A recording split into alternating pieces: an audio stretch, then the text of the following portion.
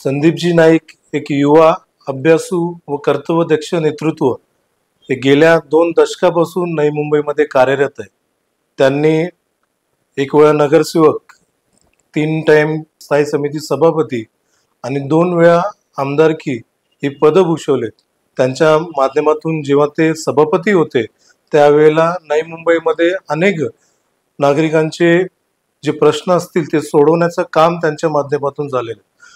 नवी मुंबईमध्ये काही नवीन नवीन प्रकल्प आणण्यासाठी ते तत्पर राहिले आणि ते सगळे प्रकल्प नवी मुंबईमध्ये आणून त्यांनी एक आगळीवेगळी ओळख स्वतःची त्या ठिकाणी निर्माण केलेली आहे. त्यांच्याकडे एक विजन आहे.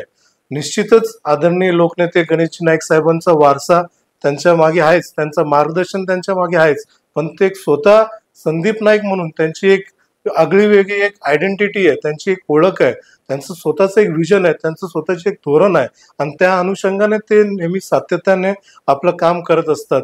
मी एवढं सांगू शकतो की ज्या पद्धतीने मी त्यांचं काम बघितलंय ते नेहमी ऑन द स्पॉट रिझल्ट आपल्याला भेटलं पाहिजे त्या हिशोबाने त्यांचं काम करण्याची त्यांची पद्धत आहे.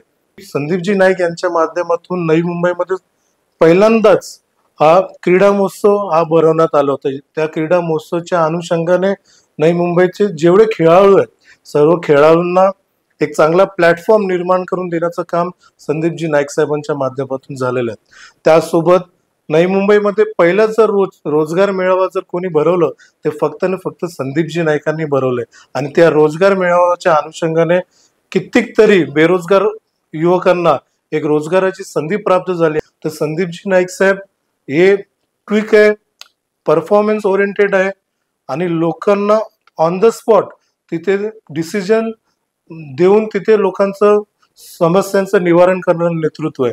आज आमच्या बंजारा समाजासाठी पण खूप मोठा योगदान संदीपजी नाईक साहेबांच्या माध्यमातून झालेलं आहे.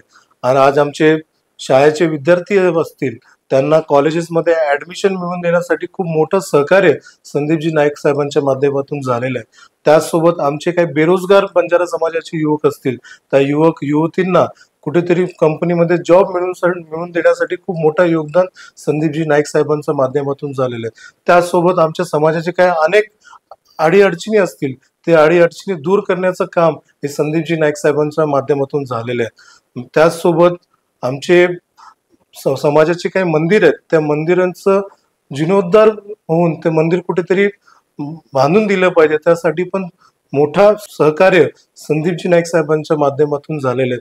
असे चांगले काम आमच्या समाजासाठी देखील संदीपजी नाईक साहेबांच्या माध्यमातून आजवर झालेले आहेत आणि नक्कीच त्यांच्या माध्यमातून असे जे समाजकार्य आमच्या समाजासाठी त्यांचं जो योगदान आहे हा भेटतच राहील आम्हाला विश्वास आहे.